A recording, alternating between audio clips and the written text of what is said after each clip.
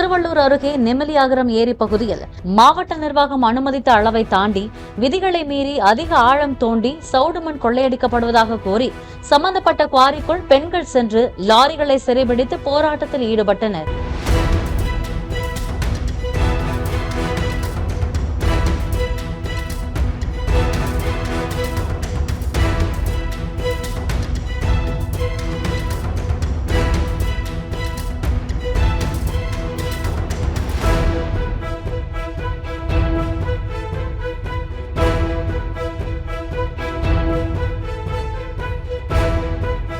Play store மற்றும் app ஸ்டோரில் இருந்து பாலிமர் செயலியை QR கோடு மூலம் பதிவிறக்கம் செய்யுங்கள். செய்திகளை உடனுக்குடன் பெறுங்கள்.